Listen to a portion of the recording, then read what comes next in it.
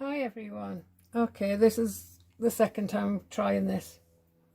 Okay, so what we're going to make is just this. It's called a maxi tea light, and I got them from Asda last year, and they're really nice. Wild jasmine's the scent on them. Oh, and they're a 9-hour burn. They weren't very expensive. I just didn't get around to doing much with them last year, so I've got loads of scraps of paper left from the bigger projects I've been working on, and I just thought this is an ideal way to use them up. So as I say, 2-part box. I've even covered the candle to match the box. So I've just done the basic box. I'll leave it up to you to decorate. So to create this, you just need, as I say, scraps of paper. So for the base of the box, you need a square measuring 10.3 centimetres. I don't work in inches when I'm crafting. And then you need to score 2.3 all the way around. Okay. I know I do these little funny little measurements, but it's so I can create perfect fitting things, boxes for me, sort of bits and bobs. Okay, so that's the base. The lid, you want 10.5. It's only 2mm difference, barely noticeable, but that is so it'll slide on to the top of the base. I'm using double-sided paper. I'm not using card. The measurements probably won't work with card. You don't need to use card. Okay, and then a final piece for the candle wrap to go around here, which is 19 times 2 centimeters. Okay, and finally a little piece of acetate, which is 5.6 centimeters square. And I'll leave the sticky on so I can find that when I need it. And then just with a little scrap of card, cut yourself a little square that measures 4.8. Okay, because what we're going to use this for is to cut out this aperture in the lid. Okay, so it just saves you getting your dies out. It saves the noise of the machine, and some people don't have dies, so I like to do things that don't require dies, even though that is my favorite thing to craft with. Okay, so let's get started. So cut your base 10.3 squared, then do a 2.3 border all the way around. I'll leave that there in the hope you can see it if you need to write it down. So usual score, burnish all your fold lines.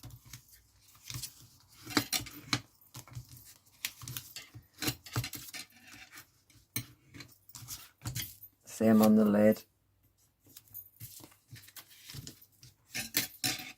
The beauty of double-sided paper is you can use it whichever way.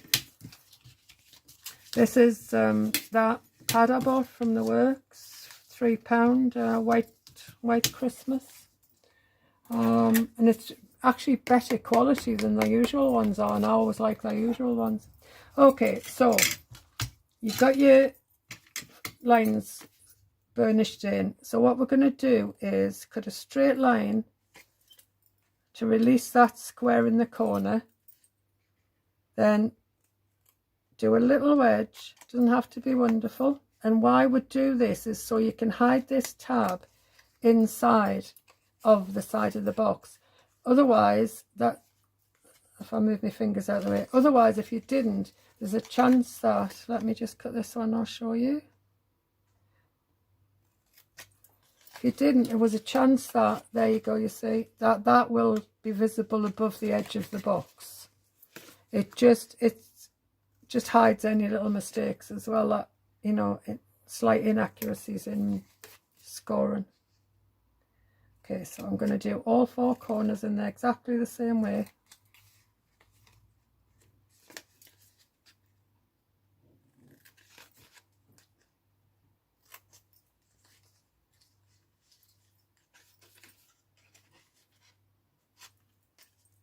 There we go. And I'm going to do the same on the lid.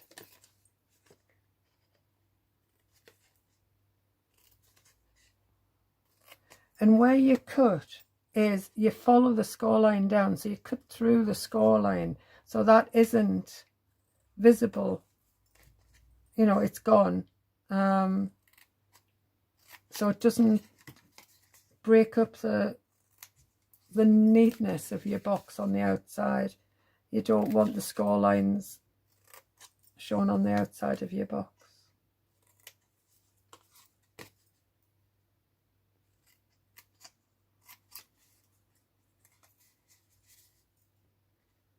Okay, right, so that's me corners already.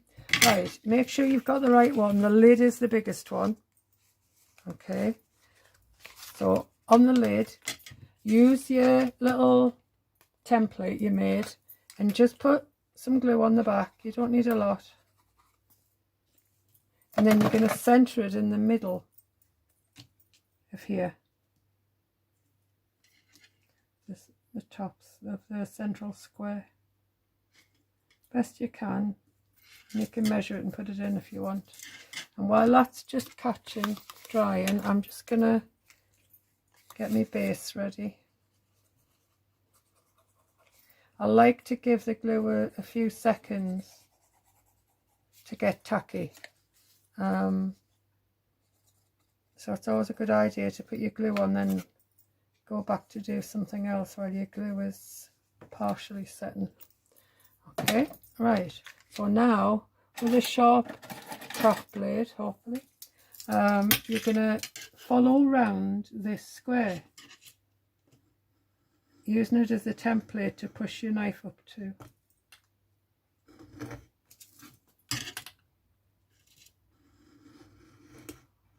As I say, I like doing stuff like this where it doesn't involve dies. It's just nice to get back to basic crafting sometimes. And you know, I love doing these construction things, figuring out how to make something to fit something.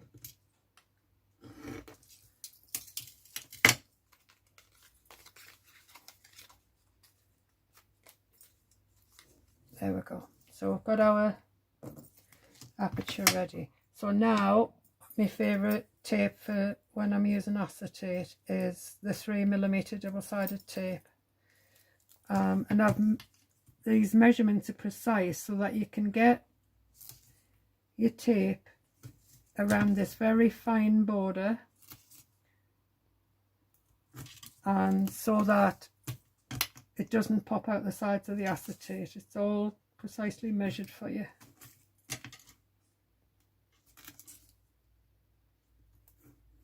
There we go. Right, always burnish your tape down. It bonds it to the paper or card, so nothing's going to come away. And I always keep an old craft blade, and I use the back of it just to get underneath the carrier paper on the tape, just to make it easy to remove.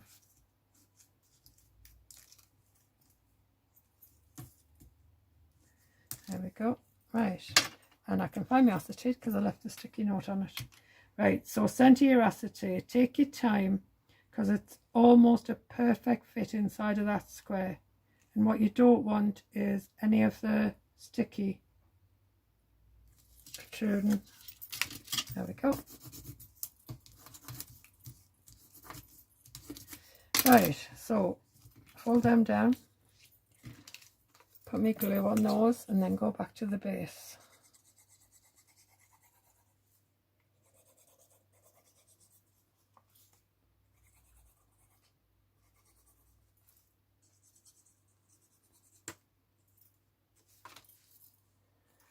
Okay, now try and do your corners as nice as you can. That way the lid is going to slide on lovely. But I have got a trick to show you about the lid, even if you are experienced doing boxes, but more if you're not, so that you know the lid is going to fit onto the box like snugly. You don't want it falling off when anybody picks it up. It needs to be a nice snug fit, but you need to be able to get it off as well. Right, that's my 4 corners nicely stuck. Right, and the other tip is circle punch, and punch little, not even half circle, about a quarter of a circle from sorry, from 2 sides of your lid, so it gives the recipient somewhere to put their fingers in to raise the lid of the box. Okay, so stick 2 sides down, stick 2 corners down,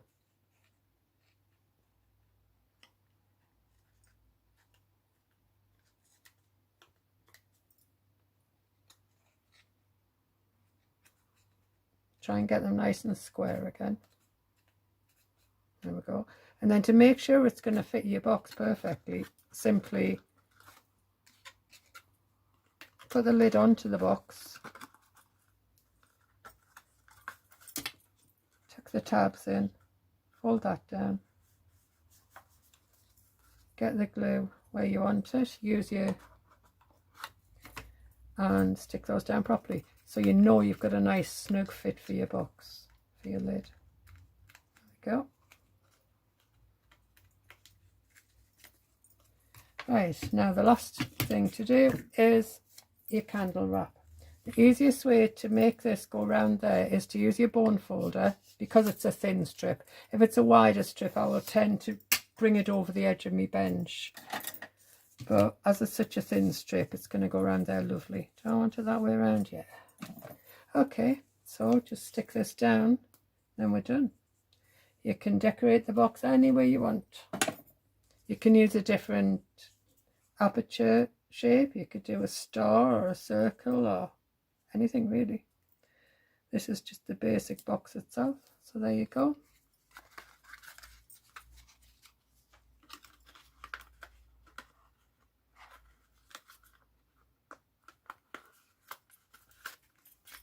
There you go. Okay, have fun. Bye.